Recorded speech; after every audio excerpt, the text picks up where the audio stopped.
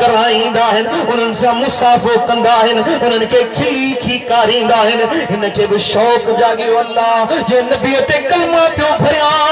जे महबूब जी मोहब्बत रखियो वेठो आहियां जे लजपाल नबीअ जे लाइ दुरूद सलाम पियो पढ़ां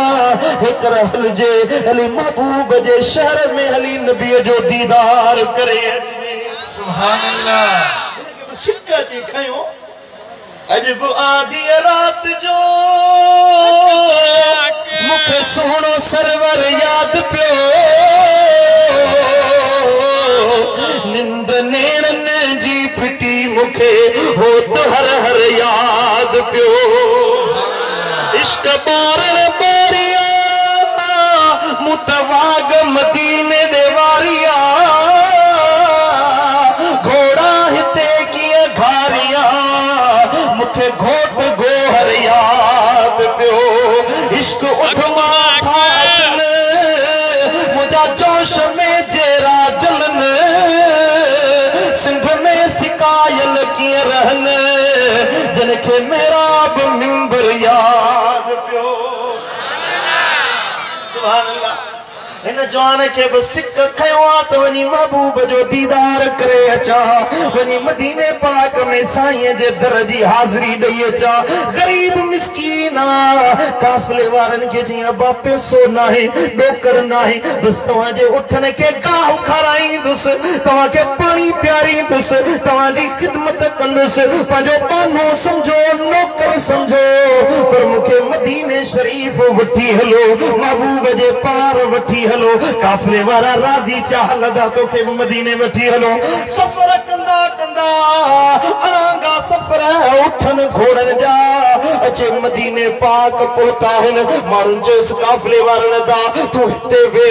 असा वणू था हाज़री भरे अचो तू काफले में न असा जे पड़ाव में वे खेमन में वे स्वारिन जो सामान जो मुहाफिज थी असी सलाम करे अचो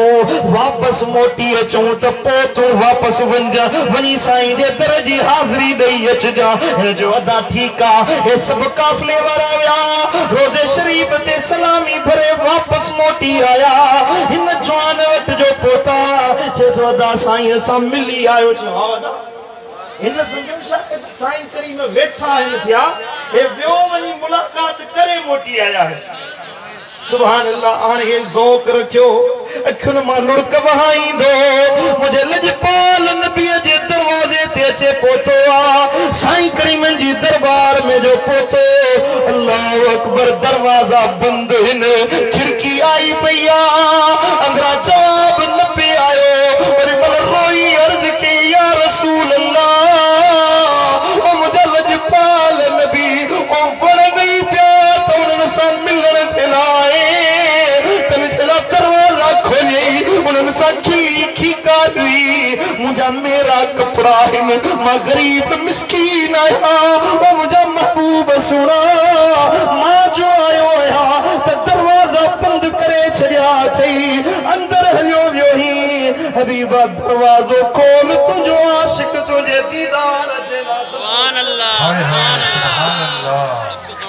या रसूल अल्लाह जो दीदार जी खोले दरी मस्तवा महबूब तौले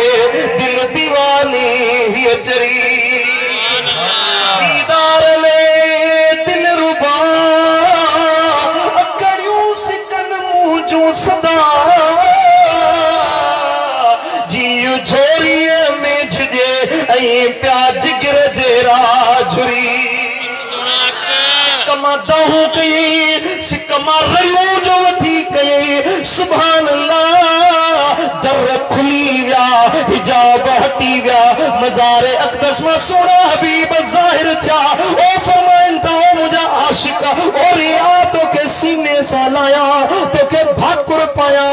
जो तुम लजपाल नबी जे दीदार